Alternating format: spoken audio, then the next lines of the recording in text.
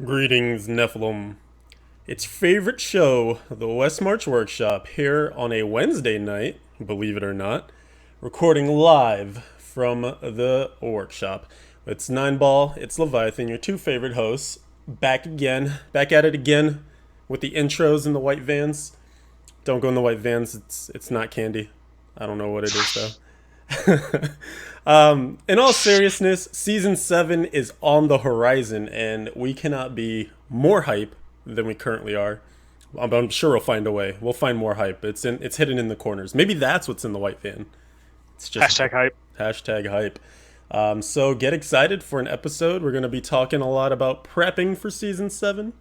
Season 6 ended, and the patch rolled out just yesterday, so we'll talk a little bit about that as well. And without further ado, I'm just gonna hop on into it. What's going on, Mr. Nine? Not much, not much. How about yourself? Getting, like you said, getting hyped for season 7 here. That's I'm right. playing a witch doctor again. Whoa, spoilers. Oh, sorry. Oops. Just too excited. I can't help. One might say that the Henry's perquisition is out of the bag. What you did there. I sees it.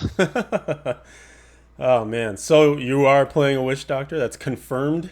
That is confirmed. As I said, 100%.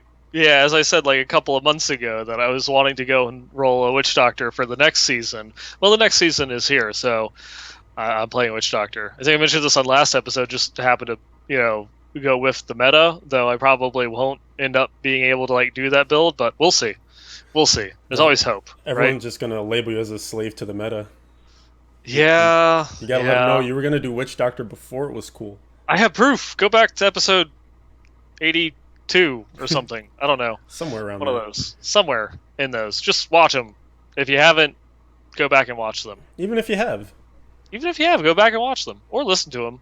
trip down memory lane. Actually, that's a great way to kill some time. I know that when I'm trying to pass the day on Friday, usually way too excited to actually concentrate on work, so I'll throw on some episodes because about 4 of those, that's the whole work day. Yeah. So, Uh, get some prep, get some excitement. yeah. Speaking of workday, I guess if you don't mind me jumping into weekend gaming, Go for it. although this is it's like today I started a new job on call at a hobby shop where I do my models and warhammering and stuff like that, and I just put on the Diablo 2 soundtrack for the store the whole day. Nice. Yeah, Sure. it definitely helped things go past the time. It's just I remember this. That's the loading screen. That's ice halls. That's the desert. That's the freaking maggot cave. I hate the maggot cave. Skip that one. But anyways, So Diablo 2. yeah, Diablo 2. Nice. Nice. I feel like vanilla Diablo 3 doesn't get a lot of love for the soundtrack. And maybe that's because it was so minimalist that it was kind of almost barely there. But I feel Yeah. like you hear some of the tunes from Reaper of Souls, like when people make their YouTube videos or whatever. Mhm. If they're going to use D3 music, it usually seems to be the Reaper of Souls stuff. And then if not, Mhm. it's the D2 stuff. But there's no love. I think it's the D3 soundtrack kind of suffered from the same thing that happened in World of Warcraft once they started going into Wrath of the Lich King. Is that they wanted the music to be more of something that played in the background. It just was like an accent to the gameplay, but the gameplay was the main focus, with the music just being like a background piece that you can turn off. Whereas when they were in like Burning Crusade, the original WoW, or Diablo 2, the music was part of the game. Like when you were playing Hmm. Diablo 2, it was part of the experience was the music. And then Diablo 3, they continued that mentality from their shift and change in World of Warcraft. So it became more of a background thing. It wasn't really anything that was at the same level.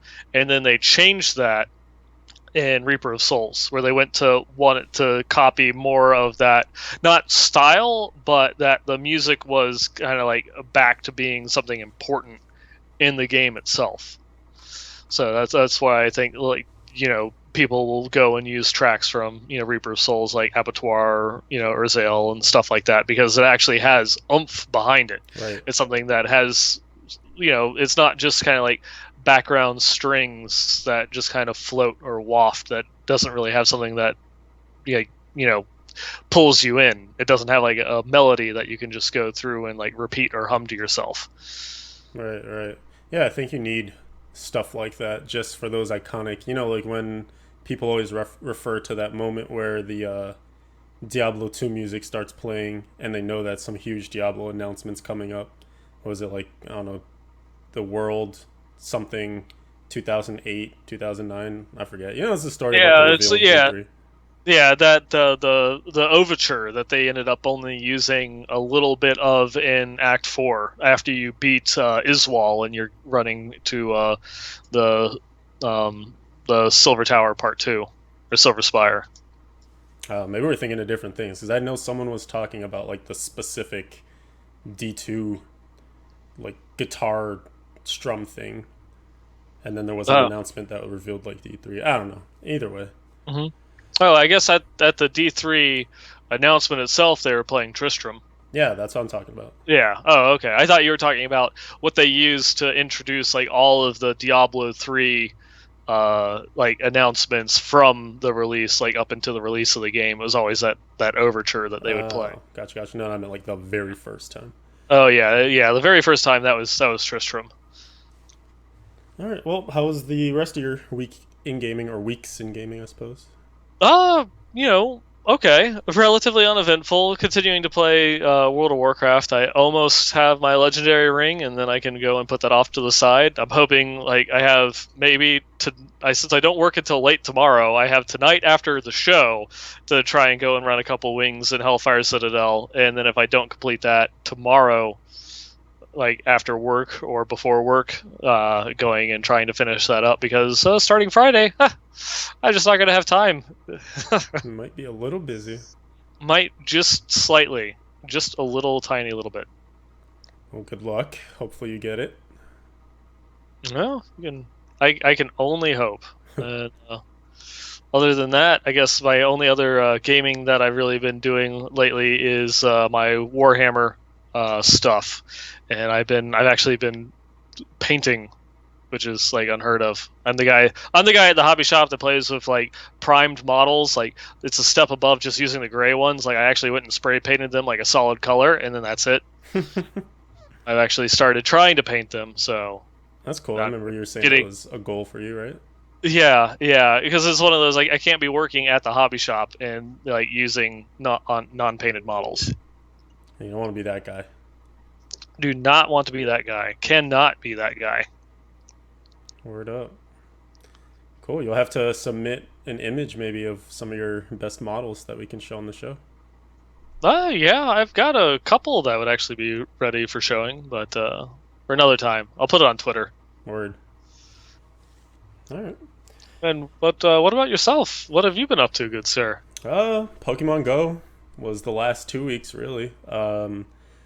Getting up ridiculously early to conquer gyms because my area is, at least I will say, until they made some patches to the game that didn't really do them favors, them being Niantic, the developers.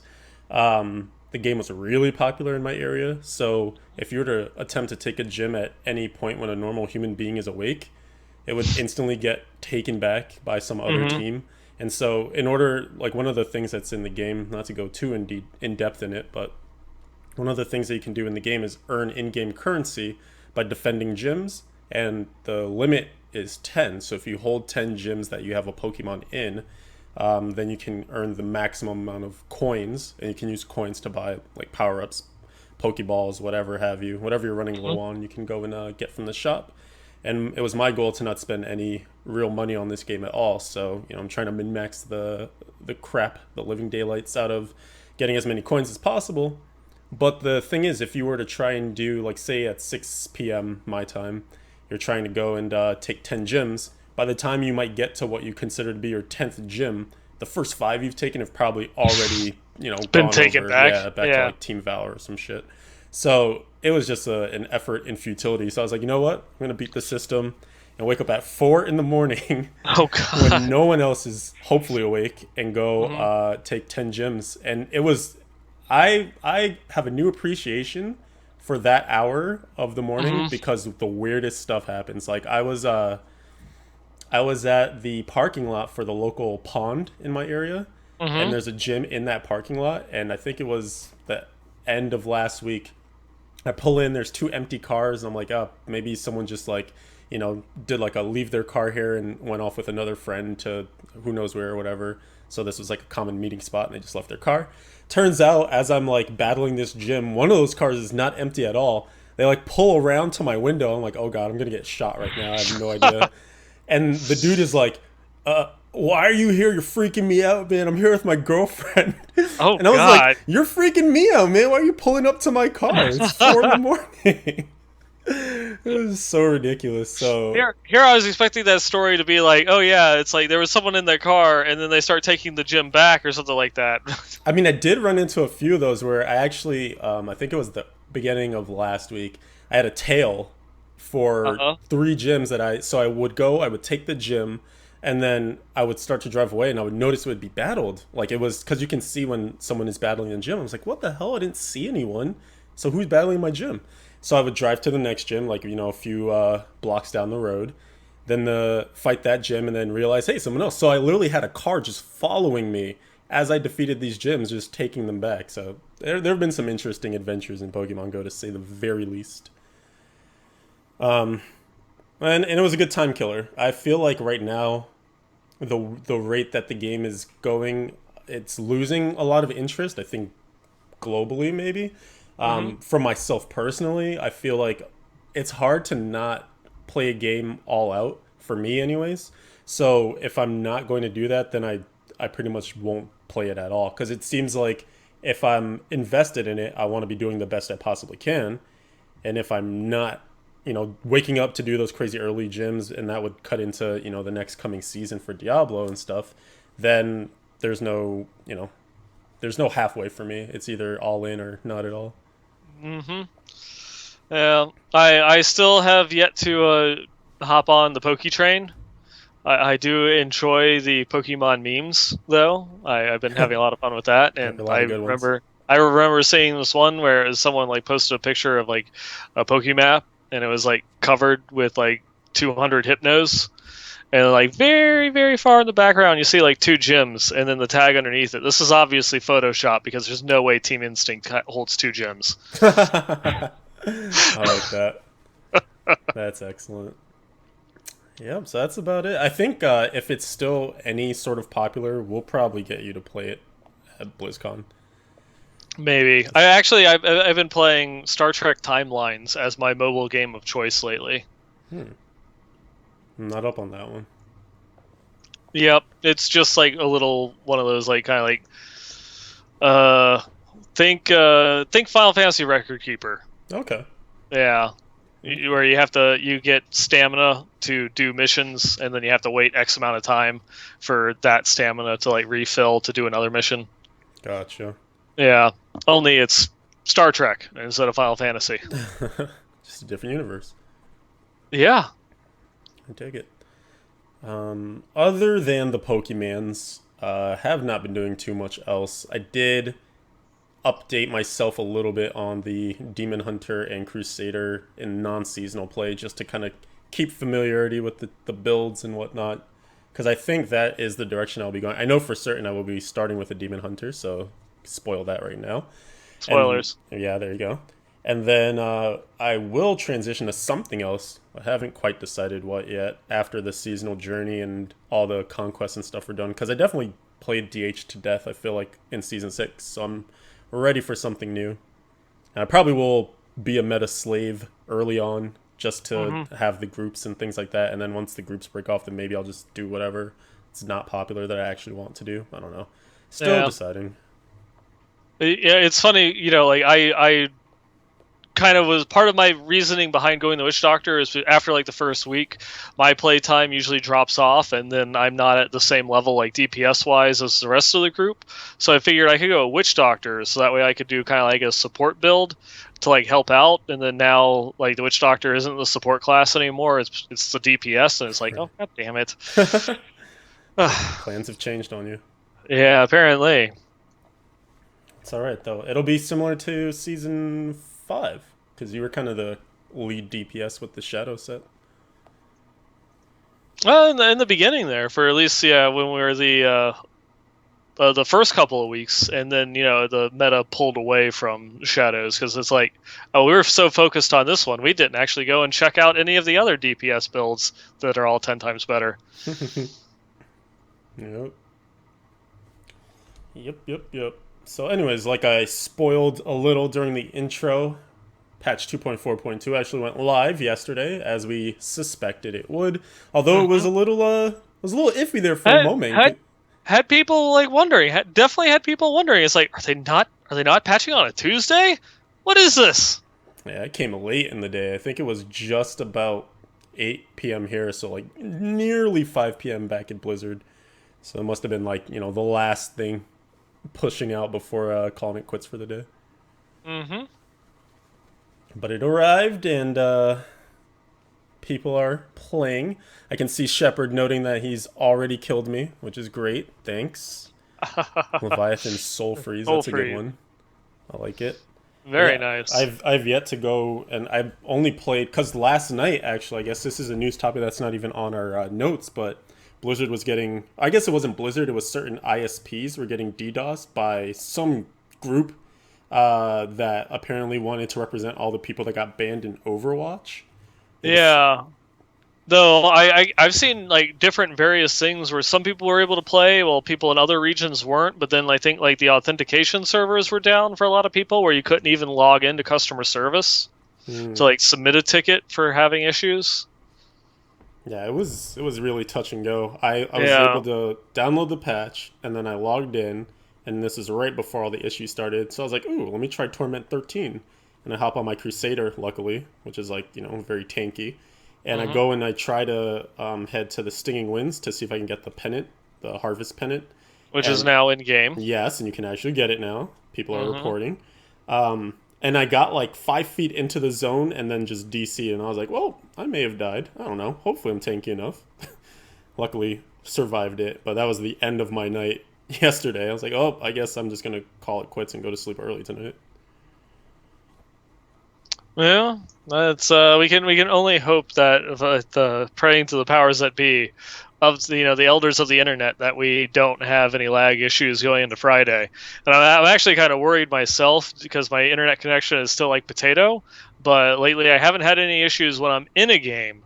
We won't be using Skype. We'll be on Discord, which is a bit easier. So I can only hope that is enough that I can play and chat with everybody without having any issues. Fingers crossed. Mm-hmm. That would suck to disconnect and die opening night. Yeah, that would. That definitely would. I don't want my opening night to be a name in chat. That's like the shame of the community. The one thing you want to avoid: don't let your name be seen. At least not for bad reasons, right? Yeah. You want it like World First Conquest, and then everybody calls you like an asshole or a fucker or something worse. Exactly. Yep. That's what we're really after. That's what it is. It's not the getting the conquest, it's having everybody hate on you. That's what I'm looking forward to. They say you ain't nothing till you got some haters, so that's how it goes. Yep. Alright, so we want to talk about some of these seasonal community preparation guides that are proliferating the internet right now. Let's hit them up. Alright, what's first on the list? I think the first one on the list was Desolacer's guide. Yes, and continue. And this one is pretty much just like it's mainly focused on Demon Hunter, but does also have like a whole. It's like a complete overview. It goes and shows you like all the new rewards that are being added in for the seasonal journey, as well as exactly what you have to do to complete them. Get your Hadric's Gift, a difficulty overview, tells you like all of the sets that are going to be for Hadric's Gift, the conquests, everything. It is pretty good, and it also has a good source of builds for most classes. It's got like the 1 to 70 builds for Witch Doctor, Wizard, Barbarian, Demon Hunter. It also has like the starter builds for once you have like your 4-piece, your level 70, your 4-piece from Hadric's Gift. What you can do to get your GR20 solo run done to hopefully be able to get you finished off for Chapter 4 and get your 6-piece set. Yeah, so obviously Desolacer is known in the community mainly for his prowess with DH, so that's why there is a bit of a slant towards that class. But in general, he's been very good about making great guides and being part of the community to. Yikes, I lost my train of thought. But basically, just being part of the community to the point where he wants to have information that's available for everyone, independent of which class you like. And I think he did a really good job this time around of being inclusive of all the cool and exciting things people can look forward to in season 7. So definitely a good highlight, definitely a guide to look out for, especially if you plan to do anything with the DH. Mm-hmm. And I guess we can throw these links into the show description. I'm not sure how to proliferate it to the people.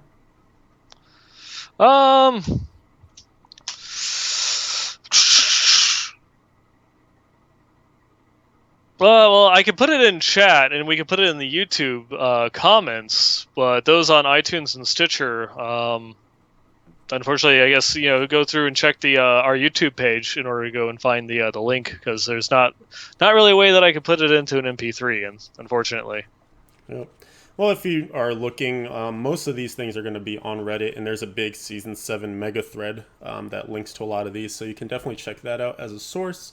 And if you want to know the title of this one, at least, it's Diablo 3 2.4.2 Build List Demon Hunter.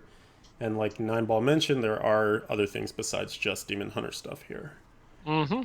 All right, and then moving along to the next one, there is a Season 7 Journey Tracker that was created by Bagstone. You may know that name from Diablo fans. He's one of the main kind of content dudes over there, I suppose. I'm not exactly sure what his title is, but he created this handy-dandy tool for people to track their seasonal journey, especially since it's so important this season in particular, with the Hadrig's Gifts coming with the entire completion of Chapter 2, Chapter 3, and Chapter 4. So this will be especially useful if you're trying to get ahead of the curve, because of course, if you're currently on Chapter 2, you can already see what your objectives are going to be.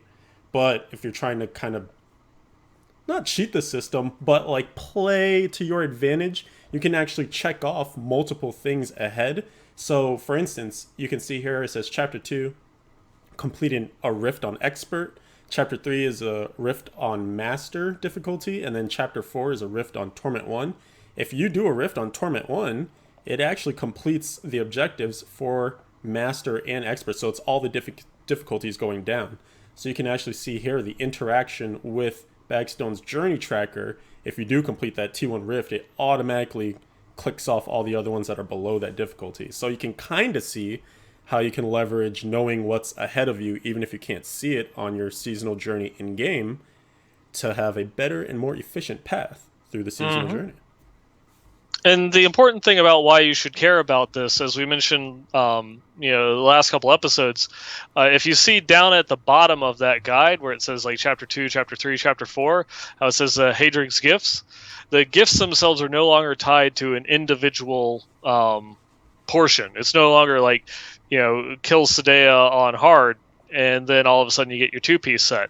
It comes from fully completing the chapter. Will it actually give you the gift? So, there might be some things that you go through and you're already in Torment 10, all those other types of stuff, but you didn't actually do like a full bounty run yet. Or you haven't gone back and killed Belial at, because it didn't come up in a bounty or what have you. So, there's things that you actually have to stop, go back and do to complete it. And you're going to want to do that quickly instead of just like sitting there waiting. Because I know that's something that I do. After I get Hadrig's Gift, I really don't care. And it might be a week before I actually go back and complete Chapter 4 of the seasonal journey. But then once Chapter 4 is done, it's just all of a sudden, oh yeah, Slayer and Champion are done too. Right.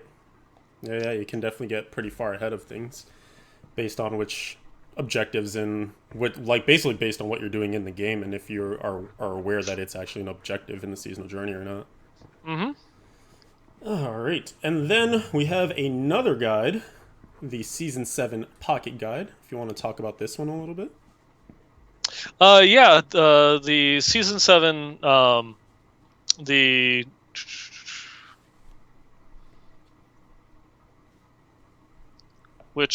Pocket Guide, was that Desolacers? No, that's by FSTD3, I believe. Oh, I had those reversed, confused then. Oops. Yeah, the Pocket Guide itself. Let me pull that one back up.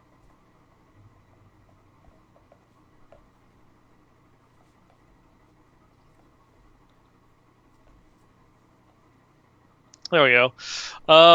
This is the one this is the one that actually gave the overview of all the seasonal journeys. I was clicking on the wrong one when I was describing Desolacer's guide.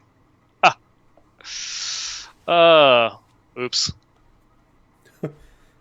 But yeah, this is the one that kind of gives you the tips on what to do for like your leveling 1 to 70 for all your classes, how to go through, get your Hadrig's gifts, the difficulty overview, the seasonal journey overview, the new cosmetic items that are being added in, even though they were supposed to have been added in already, but where you can actually find them, such as the Harvest Pennant, Mace of Crows, as well as a collection of builds, a lot of them from Desolacer. And then the other nice thing is it actually has like a PDF that you can download and get it instead of using the Google Docs. Mm-hmm. And this guide differs a little bit from the others just because it's less, well, I wouldn't say it's less instructional, but it has more of a, hey, you've been away from the game for a while, or you haven't been following PTR or development, so you might not know what's new in patch 2.4.2. So for those who are really trying to get like a more general view of what they can expect, what changed drastically or not so drastically in this patch, I think this is a good place to start. And then you can go to some of the more detailed tools like Desolacer stuff for specifically DHs and some other classes, and the seasonal journey tracker. And there are other guides out there too. These are just some of the ones that we wanted to highlight from the community. And then last but not least, we have another guide that Nienball had found right before the show started. That is a combined leveling guide. Do you know who did this? This one was created by...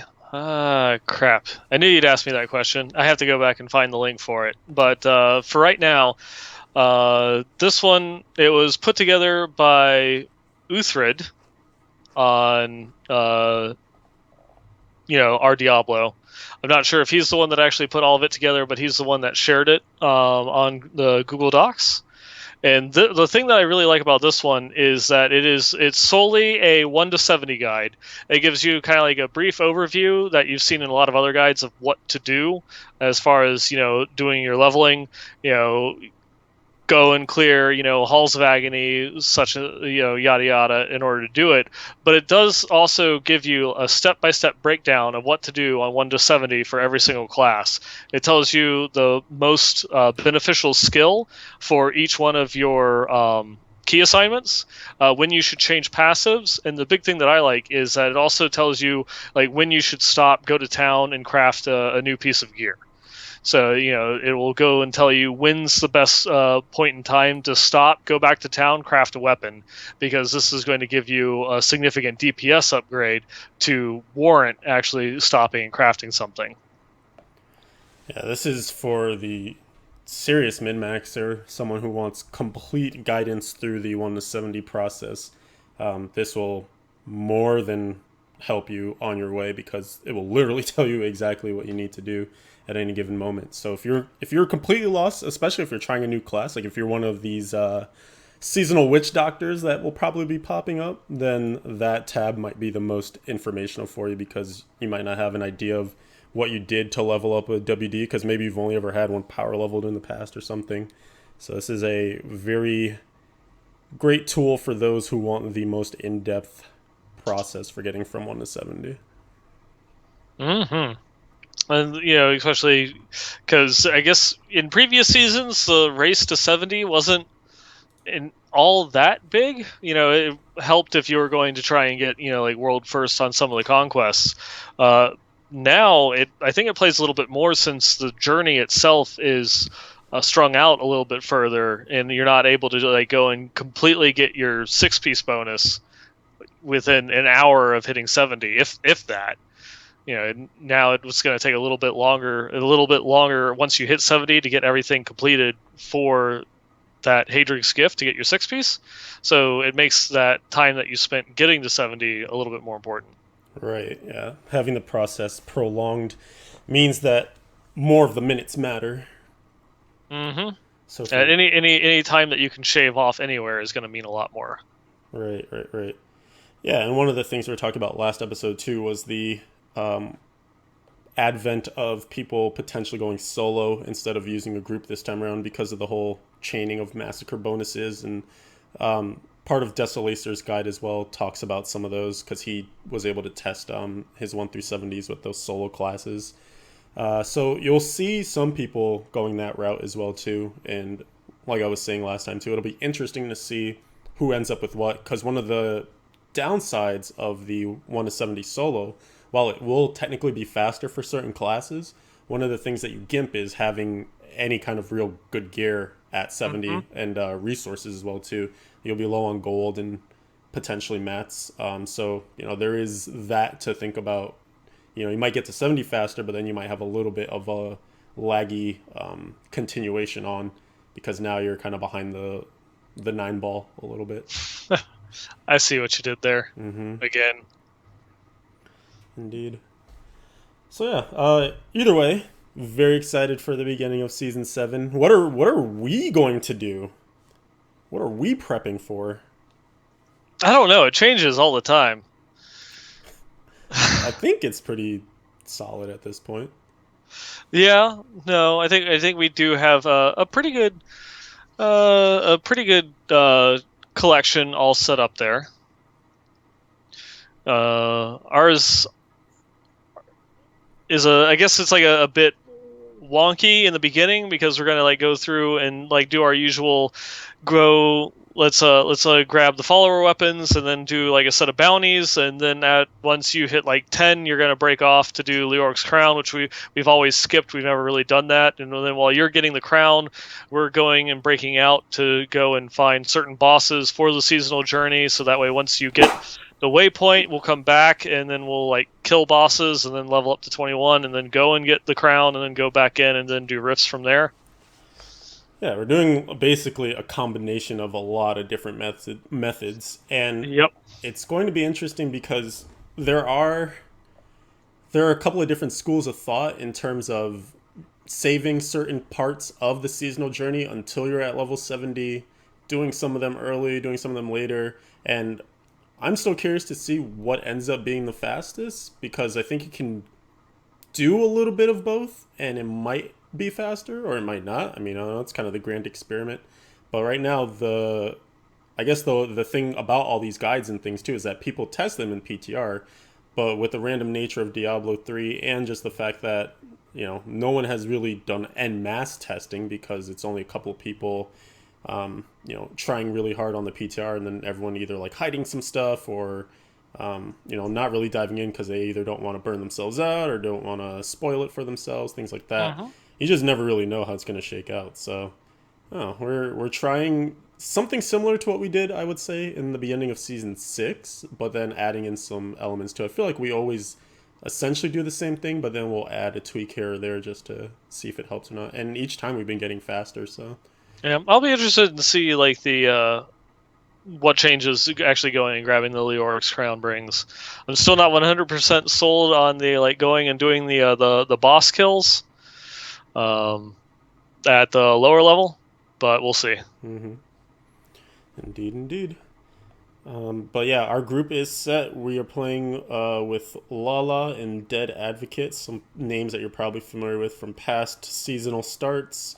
We, I think, have the grouping set too. I'm not sure Lala has decided quite yet what she's going to play, but I believe that Dead Advocate is going with a Witch Doctor, so we'll have some doubling up there. And I think Lala was thinking of going with a Demon Hunter as well, so we could double up and get some gear sharing going on. So we might have 2 DH, 2 WD. But as per usual, our goal is to get those conquests done as fast as possible. So that's what we'll be hitting hard, and we kind of have some strats on what we plan to tackle first and what we'll prioritize to get them done as quickly as we can. Yeah, and that's also a pretty decent setup in order to go through and start knocking out some conquests as soon as you get up there. Yeah, in terms of having speed and power and all that good stuff. Any prep plans in real life that you're gonna partake in? Anything different than the norm, or sticking to your tried and true methods? Work, nap, eat, play. Okay, man, a few Yes. words. Yeah, that is my strategy for Friday. I work till 5. It gives me enough time to take a little bit of a nap. Hopefully not oversleep and miss the season start. That would be bad. And then be set and good to go from there. Nice. Word up. Yeah, pretty much we'll be doing something similar. I mean, I have work as per usual. I've never taken a nap in the past because I think that napping is usually counterproductive for me. I tend to get groggier and sleepier after waking up when it's not a normally scheduled sleep. I mean, I don't sleep anyway, so like, what is that?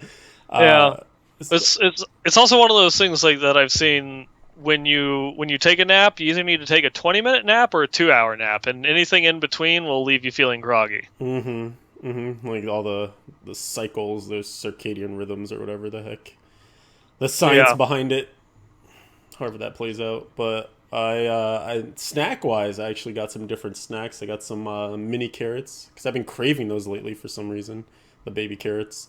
So I have some of those going this time, and also got some hummus, which is like some power food. So I got some hummus with the pretzels this time around. But other than that, same old energy drinks, same old coffee. Should be good to go. I've got some Munster, some salami, watermelon slices. I'm set. I'm good. The only thing that I'm missing right now is I've got to pick up some full throttles. Nice.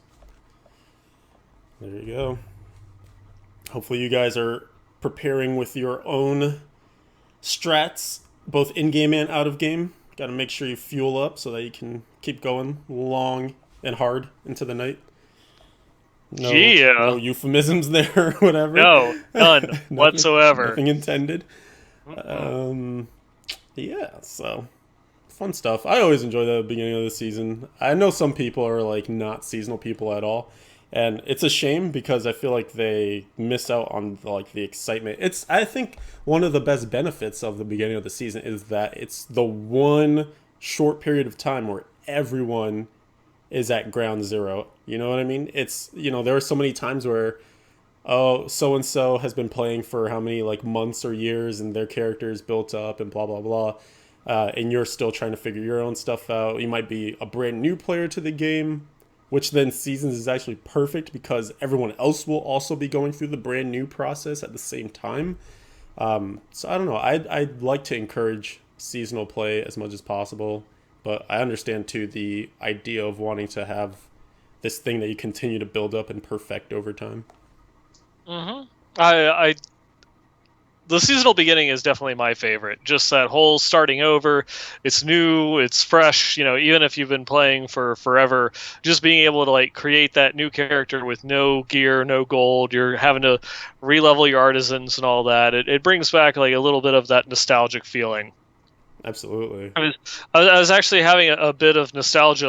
I recently unpacked my Diablo 3 strategy guides that we were going through on the after show last episode, and that was making me think of I still remember that first night. Some of my friends got on and were playing maybe 20 minutes before me because of error 37, and so I was behind. And then some of them didn't so much care for the story. I remember being on my the Mumble server and be like, I have to change channels because I can't hear anybody talking, and I actually want to pay attention to the story. And I ended up missing the end of Act 1 cutscene because I went to tab out to change channels because people were talking over it. And when I tabbed back in, it exited out of it. So I had to leave the game and then go back in and watch the cinematic, from the game menu in order to actually go through and see what the hell happened. Dedication. Mm-hmm. I would have at that point. I would have been like, screw that cinematic. I need more gameplay. But obviously, we have different priorities on the lore of the game, to put it lightly. Yeah, yeah. Should we ever get, the next installment, whatever form that might be, that would be interesting for us to like go through and play, because we probably wouldn't be playing in the same game because you would be going and rushing as much as you try to. While I'm sitting there playing through the whole story, and what the time difference is between actually like hitting max level or what have you. Right? Yeah, that would be interesting. We were like Hmm. talking to every NPC. I'm like, I need my blue weapons, and I literally was talking to every NPC, not even the ones that you actually had like the clickable like chat options, but some of the other ones in the background, wow. because when you would click on them, they would say something and it would change as you went and clicked on them. They would say different things every once in a while. Like when you play through the story, there's the guard and the aristocrat in front of the inn in Act 2 that she's like sitting there and talking about how much she hates them and all this other types of stuff, and she just wants to be let back into the city. And then eventually she starts warming up to him until eventually when Belial attacks and is dropping all the meteors down after you kill him and you go back. If you skip going to Act 3 and go back into the city and talk to them, you find out that they fell in love while they were Oh. pressed against each other's bodies under a cart. Well then. Yeah, so I mean, and there's I mentioned this a couple of times on the show. I'm pretty sure it's probably been like 20, 30 episodes. But the drunk in the Slaughtered Calf Inn in Act 1, when you go to save Cain, or not when you go to save Cain, when you go back in after saving Cain, once you get the crown, he's going through and saying that he's got a, like, basically it boils down to he has a bet with the bartender that you'll die in the cathedral and to not let him down.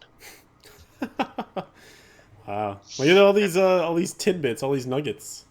Yeah, they did a lot of really cool stuff, and I remember that with some of the interviews that they were talking about going into the launch of Diablo 3, how they were saying that this is like the most like number of lines of voiceovers that they've ever done in a Blizzard game. Period.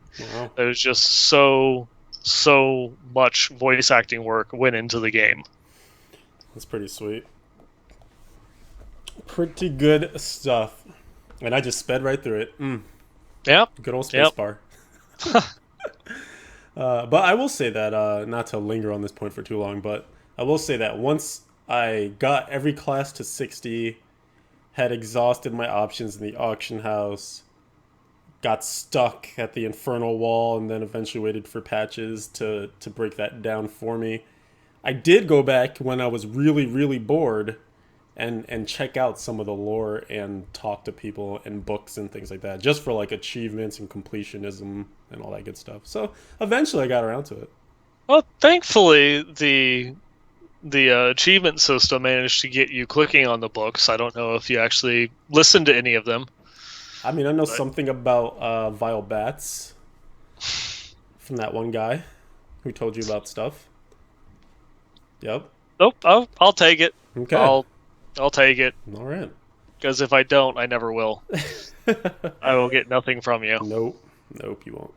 Yeah. I did realize we missed one guide, or at least not a guide, but something that was worth mentioning. A friend of the show, our good buddy Riker, put together a video in recent times that goes over the top 10 builds. So this is more for after your initial rush into the season is good and done, and you're kind of diving into more of what you need for your grinding on GRs and stuff. He went into the PTR, looked at all the top builds at the top of the leaderboards in there, and highlighted some of the builds that were the cream of the crop, you could say. So there were 10 of them, although he realized that there was a tie at 10th place, so it's really like 11 or 12 builds. So you get bonus material in this video. But he mentions that there are a few builds for every class, except for, I think it was the Wizard and the Demon Hunter only got one build. Demon Hunters was the Legacy of Nightmares Fan of Knives, and the Wizard was the new reworked Firebirds But all the builds that he highlighted cleared GR90 plus on the PTR, so at least there's some stuff to look forward to there. But it's most of the stuff that you're kind of familiar with from previous seasons in regards to most of the other classes. Lawn Bombardment for Crusaders. There's a Thorns Frenzy build for Barbarians, but also the Raycore build with IK, and also for Barbs, they have a lot actually. Leapquake, so they have 3 going for them. For Crusaders again too, there's the Invokers set. The actual just regular set for Thorns was actually up there too. For Monks, the Raiment of 1,000 Storms, that set got a huge rework in the PTR, and it was topping the leaderboards. And then also a LTK, a Lashing Tail Kick build. What class am I missing here right now? Did Wizard, DH, Crusader, Bard? Crusader? Oh. Witch Doctor? Witch Doctor is going to be Helltooth, Gargantuan, with the new and super amped up Ring of Emptiness. Yes. You'll be seeing that everywhere, of course. So if you're interested in any of those kind of meta builds, top of the leaderboard GR builds, and you probably will be if you plan on going further into the season, highly recommend checking that video out. It's going to be on his page, so if you just YouTube search Riker, it's like one of his last 2 videos. Top 10 builds for patch 2.4.2/season 7. Yep.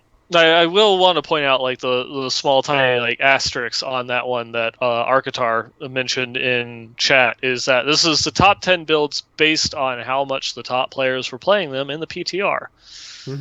So this isn't a definitive list for going forward into the season, but it's a nice starting point that will get you up there. But definitely you want to keep your eye on the meta because things might change as more and more people play. Because I don't think that there's actually ever been a season where the PTR actively or actually produced the top solo build besides season 6, but that's because it was the same as season 5. I don't know if I would agree with that, actually. I think that's the case for the 4-player groups, but I think the solo metas have actually been mostly the same. If you think about... I think the point to take away from the PTR is that what the top GR clears were is not reflective of what the season will look like because, A, people will be able to push much higher because they'll be spending more time fishing. Like, people don't really fish on the PTR, so... certain builds might end up higher in their GR clear, but once they actually get can't think of it. Once they get the perfect build or the perfect rift, right, yeah, and augments and things like that. But I would still contend that these are like some of the strongest builds themselves. Like the builds are still valid. What's totally. potentially invalid is like what their height is. I think it was labeled correctly in that he was labeling them as the minimums, like these clear GR90, but he's not saying they stop at GR100. Like they can potentially go much higher. It's just the fact that all of these at least clear GR90 on the PTR. Strong builds. All right, we do have some other news items. As a fan of tabletop games and Dungeons and Dragons, would you like to introduce another piece that we have here from Riker on the Diablo 4 conspiracy theory? The continuing Diablo 4 conspiracy theory. So we need X-Files music right now. See, we tied it in from the opening. About having you have to have that little musical cue, that you can actually like go and repeat. Like you hear that, and it's like, oh, that's X-Files. That's X-Files, yeah. You start strumming on a 12 string, and oh, that's Tristram. It's like you got it, it. Yep. But with this one is Blizzard sent out. Would you say it's a little dicey? God. So, continuing on, ignoring that comment. Okay. Not going to acknowledge it, even though I just did. The Blizzard sent out the BlizzCon 2016 goodie bags to a couple popular streamers for a wide spectrum of games. Some Diablo personalities, Warcraft, Hearthstone, yada yada, to go and kind of give you a first look at what you're going to get in the goodie bag if you're going to BlizzCon, or if you get the virtual ticket, which we'll be talking about in a little bit, spoilers, that you can also still purchase the goodie bag to be sent to you at home. In it is a collection of Diablo-themed dice, everything from a 4-sided dice, a D4, to a 20-sided dice, a D20. And where the conspiracy theory comes in is the D4 is misprinted. It has a bad side. It's not a valid dice. And it just happens to be like the 4 and the 1 are swapped, so you have 11-4, or what's going to be the first day of BlizzCon, and it happens to be the D4, the 4-sided dice, which is would be the short monkier for Diablo 4. So as if it's pointing to, hey, we've got a D4 pointing to November 4th. So Diablo 4 confirmed. Maybe. Maybe. Yeah, so that is that is where this whole Diablo conspiracy theory is coming from. I liked it just because that's some in-depth paying attention to the most minute crap ever. But I thought it was just kind of funny that he came across it because he said like the D4 was smaller than a normal D4 usually is, and then there's the printing error. Like, I love how it's just this accumulation of very small things that looks like, wait a minute, but then there's this, but then there's this. Yeah, and because it's misprinted, it's not just 11-4. The on the one side, the 4 side's also misprinted, so it comes up, like 411. Information. Yeah, exactly. So we've got the 411 on the D4 about 11-4.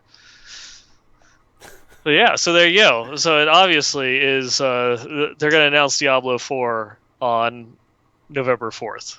I want to believe. I want to believe. I know that it is not true, but much like Mulder, I want to believe. The truth is out there. It is. It's just it actually is. Will it be revealed on November 4th or much later? Yeah, the truth is definitely out there.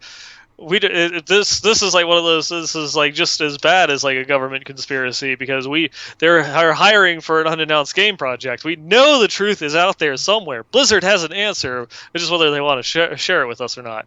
You know what would be funny though? Say it turns out to be true. I wonder if there will actually be acknowledgement to the fact that this was quote unquote like data mined or figured out. Because I think if it is true, it totally should be like you win the tinfoil hat award of BlizzCon 2016. Come up and claim your prize, and they should actually put like a tinfoil like sailor's hat on top of Riker's head. Oh, just make like the Harlequin crest, the Shaco, out of tinfoil, and just like give it to him. There it is. There you go. It was just so crazy. But maybe you will watch BlizzCon with a little bit more of a keen eye. Yep. This time around. But we also can't forget that Gamescom is coming. About 2 weeks out now or so. So there might be something there too. I don't know. There's also the conspiracy theory that why would they invite Quinn if nothing's happening and blah blah blah. Apparently he's gearing up to make some kind of video. He was talking about it on one of his streams, I think. Or at least an interview maybe. So I don't know. We might get some answers if he gets to corner a dev and ask away on maybe progress on a new game or whatever. I don't know if anything will come of it, but until they make an announcement, they probably won't actually. They'll shoot down all of those questions. Right. I'm pretty sure we'll probably just get like interview questions that's gonna give us information on where the course of Diablo is headed towards, for the future. Like some things that they have set that they want to gear up, for that they want to do by the end of the year. Maybe some new feature announcement or something like that. But I mean, but that's the thing too, though, right? Is even non-information or a lack of information or certain pieces of information can also give you further information, because if they're not talking about coming features for D3, then you can kind of be like, well, you might be able to infer that some D4 stuff is definitely in the works. If they're not talking about patching D3, then it's a little more, okay, then maybe it's a D3 expansion, maybe it's a D4 thing. So like you have to kind of also see what's between the lines it won't give you a 100% confirmation that yes, X or Y or Z is the course, but we'll get And, more stuff to and tinfoil hat with. and because they didn't mention the moose, we're gonna get one. I mean, yeah. Yeah, exactly. uh, yeah. What my expectations are now still for Gamescom and/or Blizzcon, whichever that you take it, is I think we're gonna see like some sort of celebration of the like the 20th anniversary of Diablo that's coming up at the end of this year. Hmm. That's what I expect them to do. It's going to be kind of like a celebration for the game. Maybe not anything new. Maybe like a Diablo 1 HD remake or something like that. Maybe that will be like the announcement. But that's my expectations. That seems rather likely, but that doesn't have to be all of it. It could be a part of it. It could be a part of it. It definitely could. What if there's a huge retrospective video? It's like 30 minutes long. It's like here's the making of Diablo, the original. And then like the last 30 clips, like after they're done with the Reaper of Souls, it just goes and it shows like a board meeting of them going and like, going and all clapping about like the successful launch of Season 7 and patch 2.4.2, and then they're all in like the meeting, and then it kind of like goes and the camera pans away, and then it looks down at a table and at the end of the conference room, and it is just a little piece of paper that says design document Diablo 4 title in progress. And then fades to black. Drop the mic. I'm saying, man. You never know. They could have like a little image. It's like 2.4.2 is so cool, and then they drop the twos. Yeah. Oh, it's a 4. What does it mean? Oh my god, that would be epic, right? But by then, shouldn't we'd be like well into, or actually, what is this? This is going to be August of Season 7. Yeah, it'd be just the end of Season 7. We'd be counting days to Season 8 at that point. Mm-hmm. Yeah, which I guess is going to be weird. Like, what are they going to talk about? Because last time it synced up wonderfully because they didn't have the set season links that we knew, because you're like a month away from BlizzCon and we didn't have a new PTR. Right. That it's like, oh, well, there's no expansion announcement because at BlizzCon they're going to talk about the next patch. Because we haven't seen anything yet, so that's obviously what they're going to talk about. And then this year, it's like they can't wait to talk about patch, I guess it'd be 2.4.3 or patch 2.5. They could go and talk about, this might be like an indication, we'll get 2.4.3 for Season 8, and then at BlizzCon, right before this next, patch and season gets released, here's patch 2.5 launching in January. Then that's what they'll be talking about at BlizzCon. Right. And I think that, again, is information without giving information per se, or without explicitly saying anything otherwise, because then you're like, there's continued development on D3. So, what else is going on? But yeah, you're right. It doesn't quite cleanly line up with them being able to like perfectly spoil Season 8, or they're gonna have to talk about something that's a little further down the line, if they talk about anything. Yeah. Well, keep counting down the days. Someone said it was less than 100 days, so that's exciting. Yeah, I think it's like 497 days till episode 8. What are you talking about? God damn it, Nienball. This is a Diablo podcast, all right? I couldn't help it. I don't care about your episode 8. We're working with the number 7 here tonight, all right? Okay. All right. Okay, fine. Save it for the after show. Though, speaking of Star Wars, I am so happy Thrawn is finally being official canon. Oh! Sorry. You can continue on our normally scheduled podcast now. Okay, well. If you want to see Nienball maybe wearing some sort of Star Wars shirt, the BlizzCon virtual ticket is available for purchase now.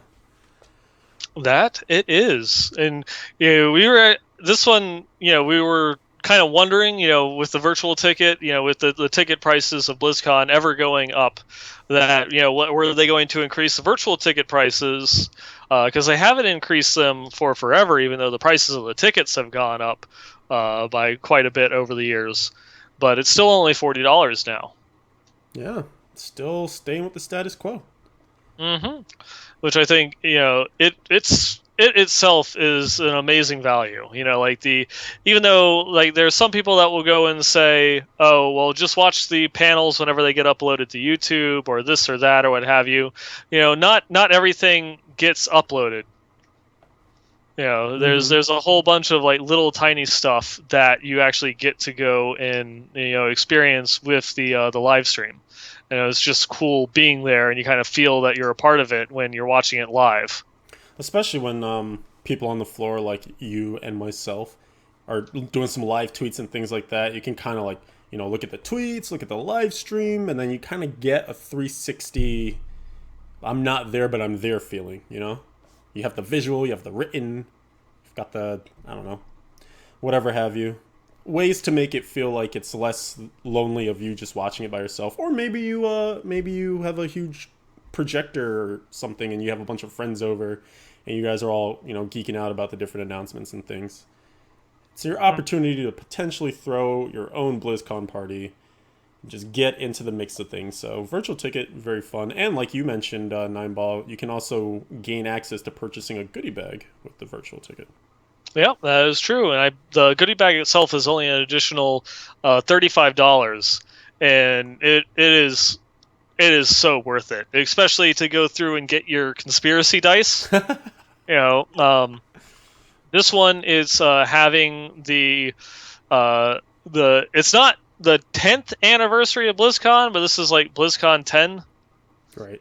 And you get the like special like anniversary Stein. It has like the BlizzCon with the giant X in it, and then also like the little logos for all of the titles: StarCraft, Warcraft, Diablo, Hearthstone, Overwatch, and Heroes of the Storm. It's also interesting the placement of it, because they have obviously World of Warcraft's at the top, and then just below it is your StarCraft and Diablo, and then at the bottom of the logo is their newer IPs, the Hearthstone, Overwatch, and Heroes.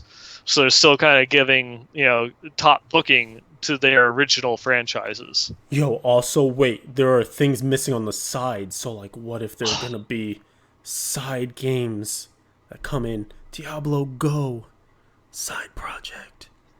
I would play that. That is a game that I would play. Bet you would. I would. Cause think about it, you could like collect all the legendaries, fight bosses at your local church. You know what I mean? Just like imagine, I could just imagine that you have to pick a side. You either fight for heaven or hell, and then if there is like a gym, a rift. There's a rift at your local church, and then just people just running over to claim the church for hell. I can see that going over well. I can't wait for the Fox News special on that game. Right. Satan worshippers take over gym. Satan worshippers desecrating holy landmarks across the world. Blizzard, what do you have to say for yourself? Yeah, Irvine game developer Blizzard, it has ties with the occult. Oh man, especially if people like do cosplay and stuff. Oh, that'd be great. It would be beautiful. So, guys at Blizzard, take that idea, run with it. You can have it for free. We won't claim any royalties or publishing. We'll just enjoy the game when you make it. Yep. So, and then of course you get an inflatable Reinhardt hammer, which is awesome because everybody needs, Reinhardt's hammer. Yeah, I want to say I spent the time last year to blow up my StarCraft 2 scythe, and no one else did. My psionic blade, I should say. No one else did, so I couldn't fight anyone. And then I had to find a way to squish all the air out of that so I could pack it again. I was very unhappy with all of you, just gotta say. And now you know why, because in previous years they had Hearthing Paladins and inflatable Frostmournes.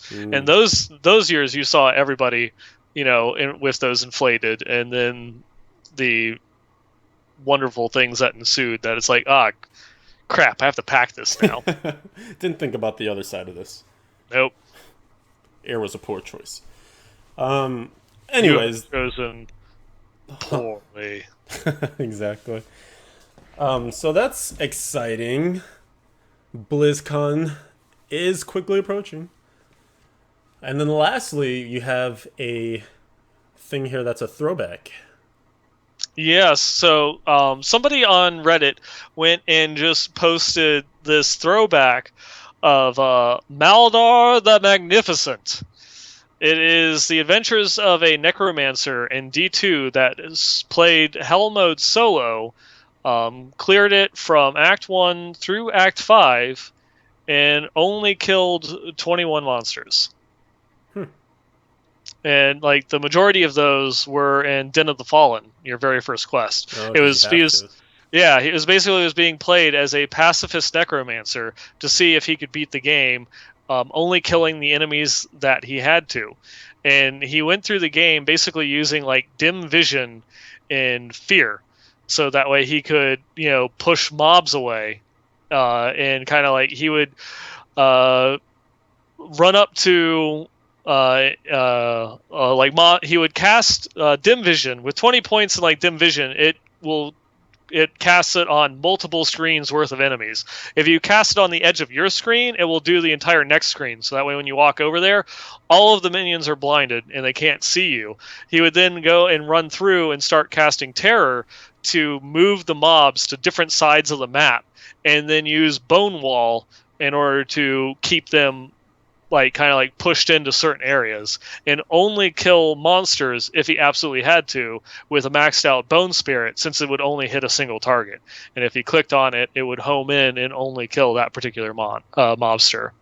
I remember reading this like back in the day, like I want to say this was like 2003, 2004, something along those lines. It's like that was like this was like awesome because Diablo 2 had already been out for a couple of years, but people were still exploring the game, going through, coming up with builds. It was still getting patched, new items being added in, and some people were just taking it for as a challenge, because it's not like the game in particular was hard.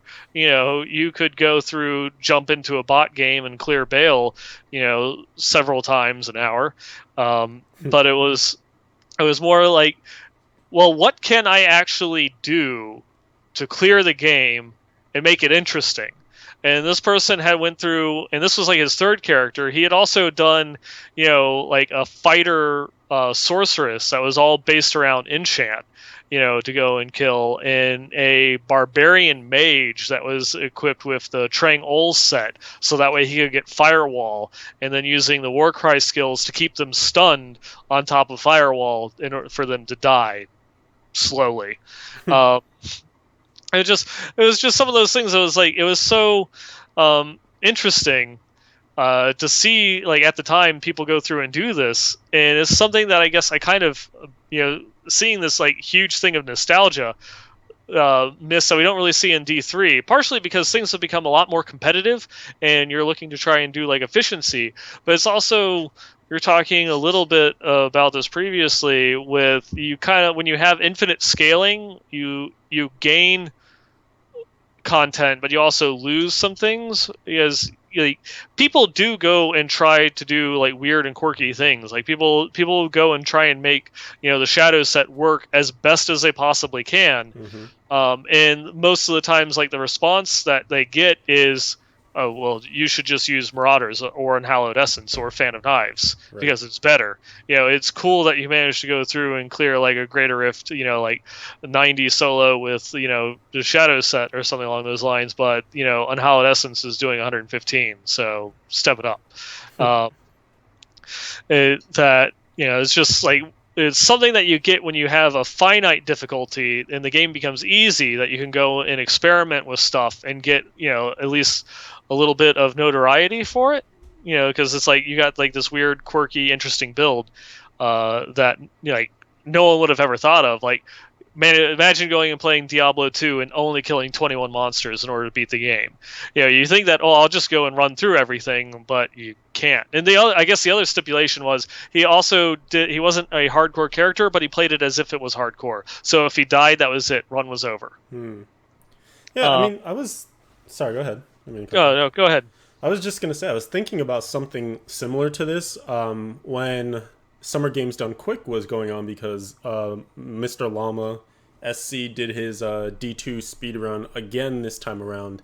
I think this time he did a druid. I want to say, but don't quote me on that. But I was thinking about that in relation to D3, and we have the conquest where there's the speed racer do acts 1 through 5 in under an hour, and it just made me wonder why no one has, or maybe like people have, but it just hasn't gotten popularized or anything like that. But why no one has really done like a, hey, I'm gonna boot up the game, level 1 account, go through campaign, see how fast I can do it, and then refine that, come up with in the same way that right now people are coming up with these. Here's the fastest way to get 1 to 70 in season 7. Why isn't anyone working on a guide of here's how to beat X 1 through 5 on normal difficulty as fast as possible, and then gaining some of those kind of speed run categories like here's a any percent X 1 through 5 any difficulty with Demon Hunter or with Witch Doctor. Maybe it's just still too early for the game because I feel like a lot of those types of challenges and special categories of things come about when people are truly bored and looking for ways to reinvent the wheel. So maybe Well, I mean, this guy was doing it in 2003. This was posted in September of 2003. So the Lord of Destruction was 2 years old. Yeah, I mean, I guess that's not that long after the release, so maybe. But again, I guess to your point though, they're still adding content, adding content with the greater rifts and things like that. So maybe stuff hasn't slowed down enough. I can't recall. I'm not an expert in D2, so I don't remember the patch rollouts and things. I'm sure they were still patching the game at that point. I mean, they're still patching the game today, so. Yeah. 1 point. I don't think by that time 1.10 had come out yet. Okay, so there was still stuff to come. I don't know. Maybe we just need more spotlight on it or on things like this. I think it's just like one of those ones where it's if what people find important back then, as opposed to what they find important now. That's a good point too. Yeah, and it's not so much that if like Diablo 2 had a greater rift system of infinitely scaling difficulty for going and completing your bail runs to try and get level 99 faster, I think that there probably wouldn't be as much of a place for something like this back then as well. It's more as just like this is just a little psychological thing that I noticed that it's like Final Fantasy Tactics. Like there was a big group of people for Final Fantasy Tactics that would beat the game using only squires, or only chemists. That they would go and specifically do the game with like some sort of disposed handicap imposed on them. Because it's like, well, it's the game itself is easy at this point, especially once you get certain characters like Orlando or whatever.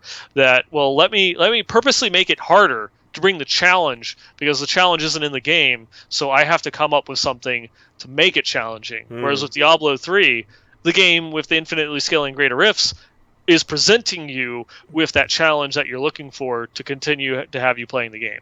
Good point. Yeah, is what I'm trying to say. It's not like I'm talking down or that the infinitely scaling greater rifts is a bad thing or anything like that. It's more that just it's me noticing like a shift in that psychological or that mentality between what people do, what people did in D2 versus what people do now. It's the same thing. People continuing to try and get to a higher level greater rift versus the guy that's, going through and, playing a barbarian mage in D2. It's like, well, the game, like D2, it's like the game wasn't hard, so what type of crazy kooky thing can I do and see if I can complete it? There are people that did an 8-player naked Uber Tristram run. They played the game from level 1 to completing Uber Tristram in Hell with equipping no gear whatsoever. Mm-hmm. Well, I mean, also think about a couple of other things, examples from D3 as well. You had some of the community-run events where people would do white items only, hardcore, and see how far you could get. or like the legendary competitions back when legendary drops weren't as common. People Yeah. would make teams and see how many Uh, legendaries you could get. But Or back in Classic, running self-found, no auction house. right. So there were some of those things. Um, and there is a point to be made that at that point GRs weren't in the game, so maybe that's one of the main reasons why people were looking for those sorts of things. Mhm.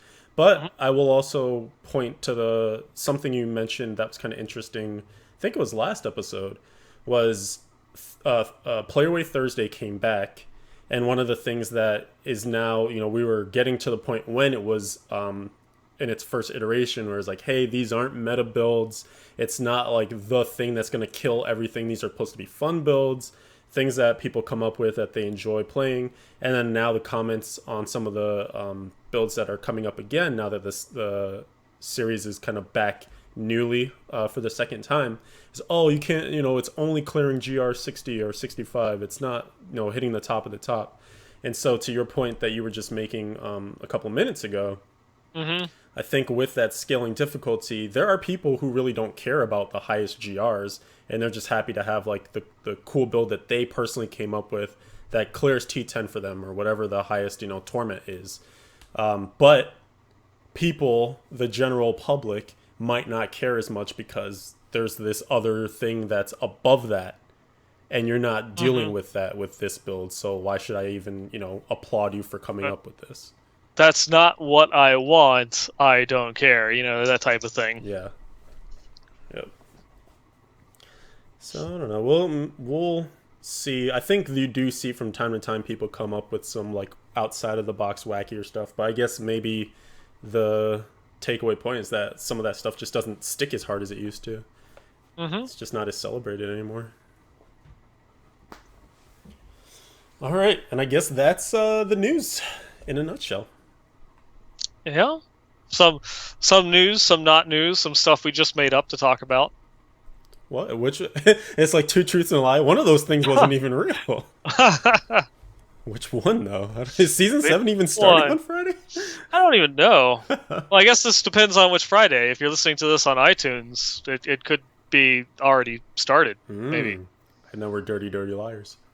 Dun dun Dun, dun. dun, dun. I mean, I guess technically one of the things, the conspiracy theory may not be true, so we actually could be lying by talking about that. Yeah. I don't know. Anyways, for some things that are true, how about we hop into the community section? All right. Let's do this. All right. I'll take the first email. It has some pretty pictures that I'll get up on the screen. And this one is coming in from Chaos on his hardcore speed level challenge. Actually, this kind of ties in nicely to what we are just talking about since it's dealing with challenges that people make for themselves. He says, hello, Westmarch shoppers. Thank you all again for letting this UK Diablo nut join the clan and wander in Sanctuary on the US servers. I've had great fun on both softcore and hardcore EU and US. But I really wanted to beat my hardcore solo level record from before with the Witch Doctor, which was 29 minutes. After completing the journey on both sides and having fun slowly climbing the GR levels, I set to work preparing 12 level 25 gems of these, and then with the end of the season looming, I used what I had and took up the mantle. As you can see from the first image, it was about 22 minutes, and 1 through 70 was complete solo. Not bad at all for hardcore, but I'm sure I can improve that in Season 7. I also gave you guys a few more images of the gear and gem levels used. Anyways, keep up the great work and look forward to many more podcasts from y'all. P.S. As you can see from the timing on the pictures, this was completed in the wee hours of the morning the day Season 6 was due to end. And I also added a second image to show what the initial stats were on the second level 1 Demon Hunter with the full gear set. So for those who are watching live, the images are flashing back and forth, and you can see at level 1, his fully decked out UE set was giving him 8 billion toughness, 769,000 damage, some ridiculous recovery. And then the other image that's flashing is showing the completed 1 through 70 with the 22 minutes tag there. Definitely could still go faster because he had gems that were around level 50. All the gear, some of the pieces he hovered over, they weren't necessarily perfect. Like his Yang's recurve was good, but it wasn't like the best. and Mm-hmm. his Paragon is 555. So I mean, there's definitely this could be really really fast if you wanted to really min max it. Mm-hmm. Yeah, I'm sure at that it's like probably spending so much time going and leveling up those gens of E's. That means he also wasn't going and leveling up augments. Mm. So throwing on those augments with only like the 8200 dexterity, get that over 10k, and now we're talking. All right, could be crushing it. I mean, it Yeah. probably does get to the point though, because T6 is the highest difficulty that you can do with a new character. It probably Mm-hmm. does get to the point where you're just killing the screen so quickly that It movement, doesn't matter. yeah, Yeah. movement speed might be the one limiting factor. And he wasn't. It didn't look like there was a Boon of the Hoarder in there, so it might actually end up switching over to more utility gems than offensive gems. Mm-hmm. I'll be And curious. Keep it going, man. Be curious to see the improvements. yeah, that would be interesting. What can be the fastest solo 1 to 70 that you can do when you actually like put all that gear together? Hmm. Hey, community challenges, right? Right? We'll celebrate them here, Mm-hmm. even if no one else cares. I'm sure We other people will. care. Maldar the Magnificent cares. There it is. Uh-huh. Our next email. This one comes in from Ogchilds, Yeah. everybody's favorite meta reference. He just wanted to go through and say, "Sup, fellas. Season 6 got the best of me, and I stopped about halfway through the season, along with the seasonal burnout and some hardcore deaths. A few personal things transpired, and gaming had to take a backseat. I tried logging in a few times throughout the season just to keep up my clan membership and to chat with you all. The things are improving in real life, and I look forward to Season 7 with my fellow clan mates. No, that's not... Or, sorry, clam mates, and no, that's not a typo. To Nienball and Leviathan, thank you for the excellent podcast. While I was AFK and in recovery, I was still able to keep in touch with the community and the game. To the clan, thank you for all of your kindness and friendship in-game whenever I logged on. The clan and camaraderie are one of my favorite things about the game. You and your positive attitudes are what makes the game an awesome experience. See you in Season 7. Your friend, Ogchilds." Aww. Good stuff. Well, look forward to seeing you as well. I'm glad to hear that things are going better for you. Mm-hmm. Hopefully, you'll be able to have a nice, smooth sailing through Season 7. No hiccups. Mm-hmm. All right, and then on to the next email here. It's coming in from Frog Chops, looking for a clan request. He says, "Hello, everyone at the Westmarch Workshop. I've been a long-time listener of the show, and I am stoked each time I see a new episode pop up. You guys top the Instance and most other Blizz podcasts in my books." Wow, that's awesome. "I've been playing since D1 and have played all the seasons. I am really looking forward to Season 7. I would love to join you all. I have played all the classes excessively, except for the monk. Da-da-da. But he's going to change that. I plan to main the monk this season. If it would be possible to join the clan, I would love to group with clan members to jam this season. Please add me." And he gives his battle tag, which I suppose we can read here. Frog Chops, number 1602.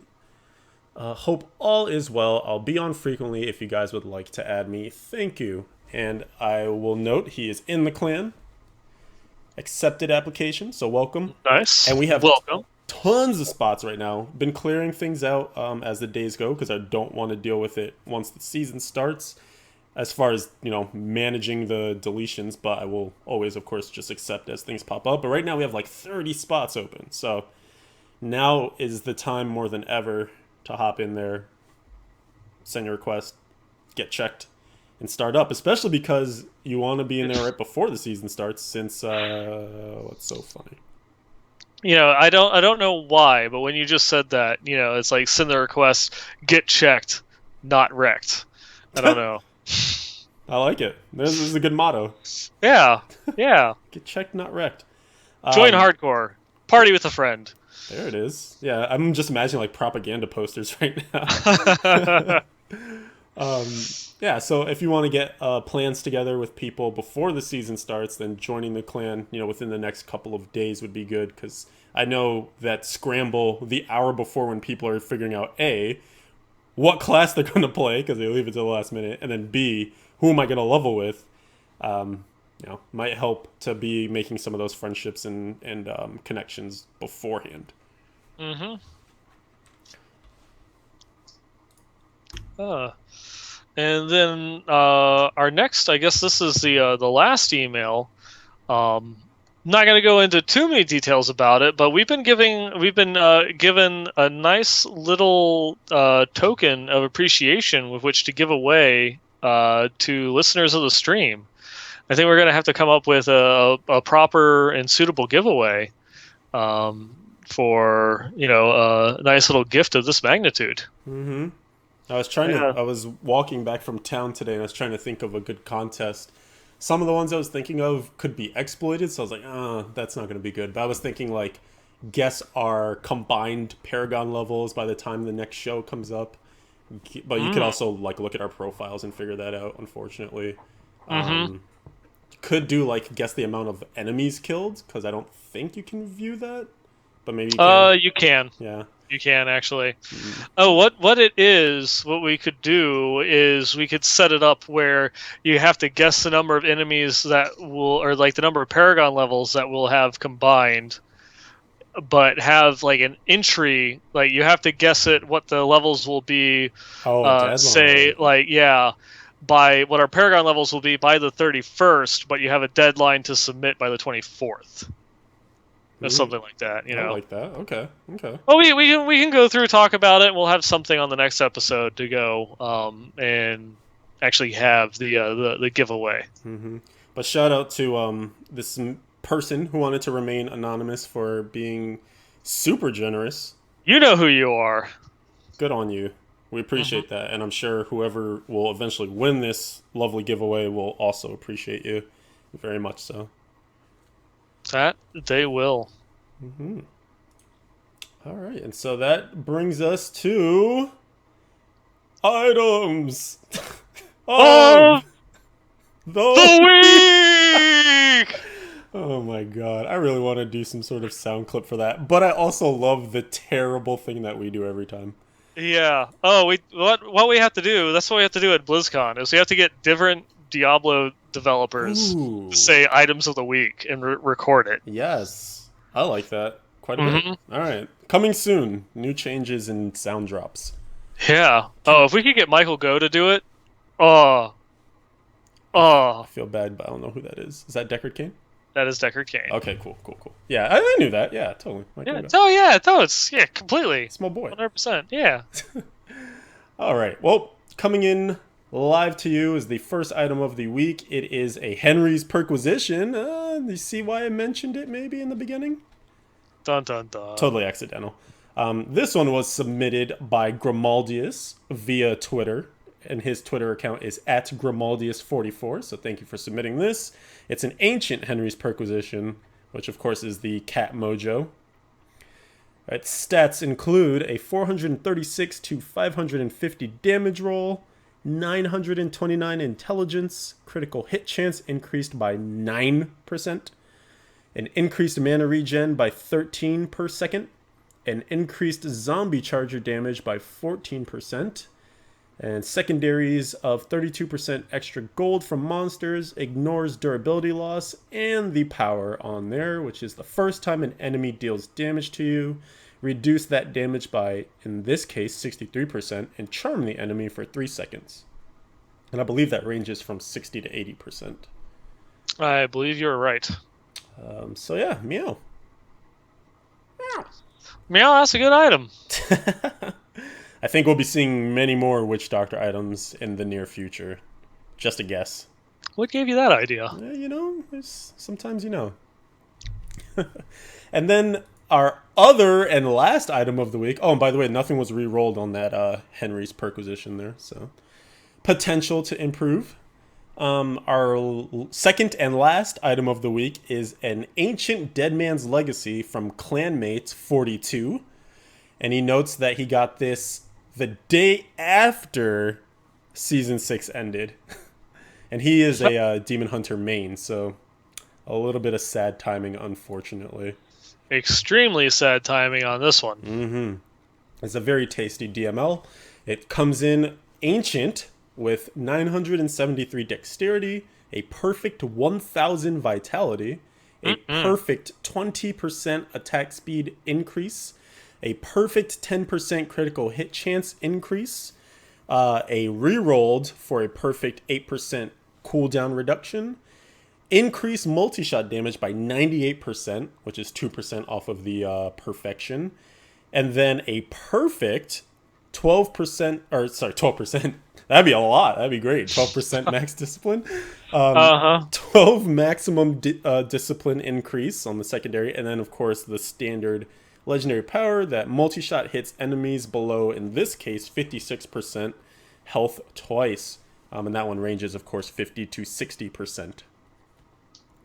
Oh, and not to mention a Call to Sun's Despair on there of rank 70 for 350 dexterity. So all in all, I've never seen a Dead Man's Legacy quite this good, so I'm pretty jealous. Yeah. And also thinking about it, 12% max discipline would actually be worse than 12 discipline. Hey, actually, you're right. Yeah. Because if you're hovering around 80, that's only like 8.6. Or so, 9.6, something like that. 0.3 repeating, of course. Of course. So yeah, you're right. Never mind. Not hype at all. Unless you can get more sources of discipline, but maybe that's D3 expansion too. Discipline everywhere. Discipline. But yeah, that does it for items of the week and the community feedback section, where we should, of course, mention if you wanted to contribute to either of those sections in the coming future, hit us up. We have an email account, which is westmarchworkshop@blizzpro.com, and that's where we'll take anything you want to send us.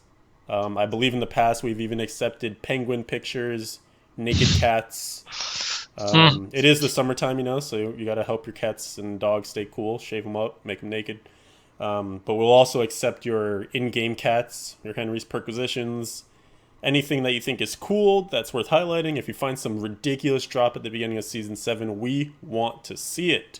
You can also send us a Twitter. If you just are playing so heavily you can't even take the time to send an email, send a little tweet.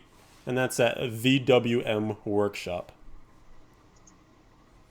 Would you want to take us home for the rest of this stuff? Because I am really bad at the outro. Yeah, sure. I can go through. Let me take a crack at this one. It's been a little while. These whole like last week I was all like, I got to get home on Wednesday.